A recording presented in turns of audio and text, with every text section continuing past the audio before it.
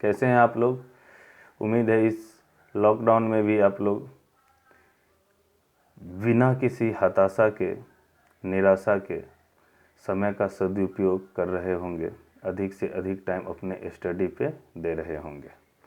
आज मैं 10th class का बायोलॉजी का चैप्टर 6 स्टार्ट करने वाला हूँ।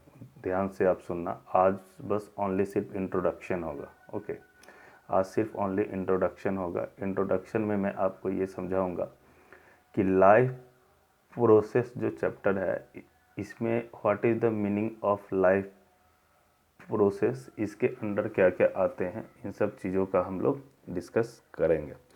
फर्स्ट ऑफ ऑल आपको ये चीज़ें जानना होगा कि लाइफ का मतलब होता है क्या। लाइफ को इंग्लिश में ए लाइफ बोलते हैं। लाइफ का मतलब होता है जिंदा होना। ओके, जिंदा होने का एक्चुअल मतलब क्या है? वह जो रेस्पिरेशन में इन्वॉल्व होते हैं, वह जो सांस लेने और छोड़ने में इन्वॉल्व होते हैं, वे सभी को हम कह सकते हैं वे जिंदा है। ओके, मेनली जो हमारे आसपास के थिंग्स हैं, अर्थ पे सिर्फ दो ही टाइप के थिंग्स मेनली अवेलेबल है। One is living things, another is non living things. अब ये क्वेश्चन उठता है कि लिविंग थिंग्स के अंतर्गत क्या क्या आते हैं। एनिमल्स आते हैं, माइक्रो ऑर्गेनिज्म आता है, प्लांट्स आते हैं। हम लोग जो ह्यूमन बीइंग्स हैं, हम लोग भी लिविंग थिंग्स के अंडर आते हैं। नॉन लिविंग थिंग्स क्या है? Table, pencil, mobile, pen, chair, ये सारे के सारे नॉन लिविंग थिंग्स के अंडर आते हैं। अब ये क्वेश्चन उठता है कि how to identify a life. हम ये कैसे आइडेंटिफाई कर सकते हैं कि यह चीज़ लिविंग थिंग्स है, यह चीज़ जिंदा है, जिसमें सेल्फ मूवमेंट हो, खुद से चलने की कैपेसिटी हो, खुद से मूव करने की कैपेसिटी हो। वह हम कह सकते हैं कि ए लाइफ का एग्जाम्पल है, जिंदा होने का एग्जाम्पल है। जैसे हम कह सकते हैं I can jump, you can jump, horse can run, घोड़े दौड़ सकते हैं। ये सब है क्या कि सेल्फ में मूवमेंट करने की कैपेसिटी उसमें है, तो हम कह सकते हैं कि ये लिविंग थिंग्स के एग्जाम्पल है। इसका एक एग्जाम्पल यह भी है कि दे ग्रो दैम सेल्फ, वह जो खुद में ग्रो करने की क्षमता रखता हो। जैसे आज से 20 साल पहले हम बहुत छोटे थे, हमारा जो बॉडी है वो धीरे धीरे ऑटोमेटिक सेल्फ ग्रो करना शुरू किया, और ये 20 साल बाद हमारी ये कंडीशन है। तो हम ये कह सकते हैं कि जिसमें सेल्फ ग्रो करने की कैपेसिटी हो, खुद से विकास करने की कैपेसिटी हो, उसे हम कह सकते हैं कि वह लिविंग थिंग्स का एग्जाम्पल है। अब ये क्वेश्चन उठता है कि लिविंग थिंग्स में और क्या क्या क्वालिटी होती है। Living things can respond. Respond का अर्थ होता है क्या कि हमारे आसपास के सिचुएशन के अनुसार वह अपने आप को रिस्पॉन्स दे। वह सिर्फ लिविंग थिंग्स में ही हो सकता है। रिस्पॉन्स आपको अगर समझ नहीं आती है तो आप ऐसे समझ सकते हो। मान लो कि मैं रोड पे जा रहा हूँ, अगर पीछे से हॉर्न की आवाज़ आई है, गाड़ी के हॉर्न की आवाज़ आई है, तो मैं उसका रिस्पॉन्स दूंगा। मैं साइड हो जाऊंगा और जो मेरे पीछे गाड़ी आ रही है वह गाड़ी आगे निकल जाएगी। इसे हम बोलते हैं रिस्पॉन्स देना। तो ये सिर्फ लिविंग थिंग्स के अंडर ही आता है। ओके, नॉन लिविंग थिंग्स में रिस्पॉन्स जैसी कोई कैपेसिटी नहीं होती है। उसके बाद है क्या कि कैन एक्सक्रिएट। एक्सक्रिएट का अर्थ है क्या कि हमारे बॉडी के अंदर जो भी गंदगियां हैं उसको बॉडी से बाहर निकालने का जो काम होता है वह हमारे बॉडी के अंदर एक्सक्रिएशन सिस्टम के द्वारा होता है।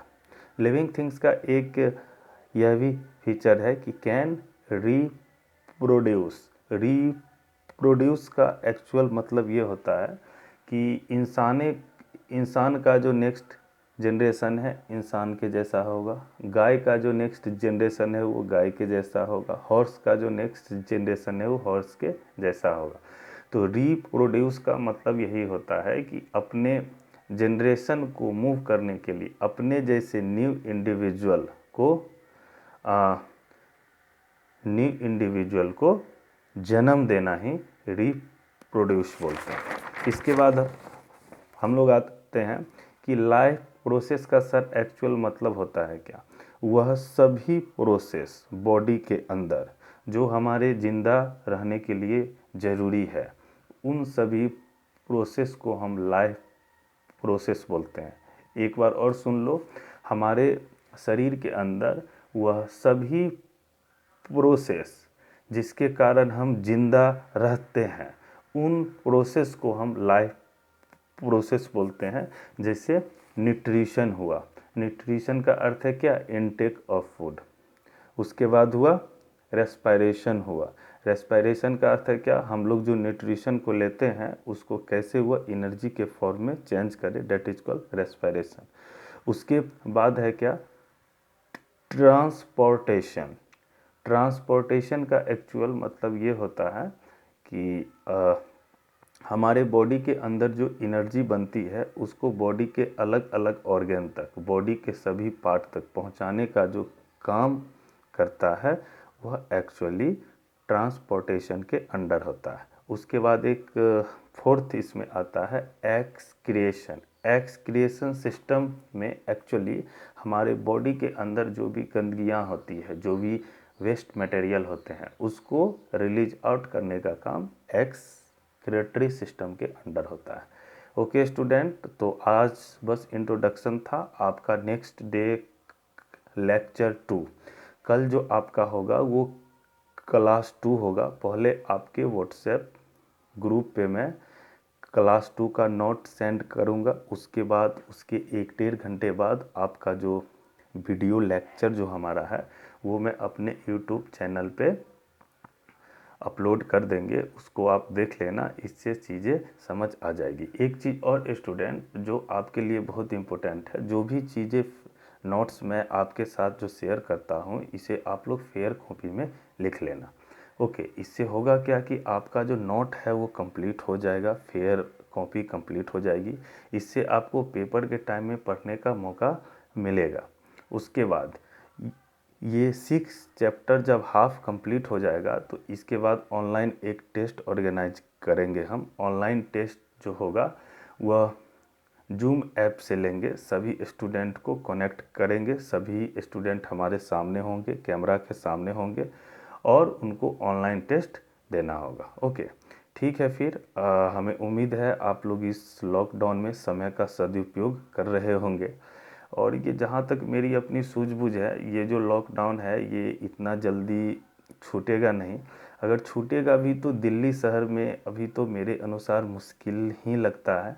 मुश्किल एक्चुअली इसलिए लगता है कि यहाँ पे जो हालात हैं वो बहुत गंभीर है, यहाँ पे थोड़े केसेस भी अधिक हैं। तो आप लोग अपने माइंड में ज़्यादा पैनिक नहीं लें और टाइम पे खाना खाएं और कोशिश करें कि कुछ देर एक्सरसाइज के लिए भी टाइम निकालें। इससे आपका बॉडी फिट रहेगा। बॉडी जब फिट रहेगा तो आपकी मानसिक स्थिति भी ठीक रहेगी और आप ज़्यादा से ज़्यादा ध्यान अपने पढ़ाई पे दे सकेंगे। ओके, ठीक है। तो फिर माय डियर स्टूडेंट, हमें उम्मीद है कि आप घर में सही से पढ़िएगा और जो भी मैं आपको समझाता हूँ वीडियो को बार बार देखिए, इससे चीज़ें आपको समझ में आ जाएगी। और कोशिश कीजिए कि ज़्यादा से ज़्यादा टाइम आपका सदुपयोग हो। सदुपयोग का अर्थ ये है कि आपका जो काम है पढ़ना लिखना, उसमें टाइम ज़्यादा से ज़्यादा लगाएं। ओके, ठीक है। और नेक्स्ट क्लास आपका कल होगा, मिस ट्यूसडे को होगा, मंगलवार को होगा। Okay, bye, have a nice day.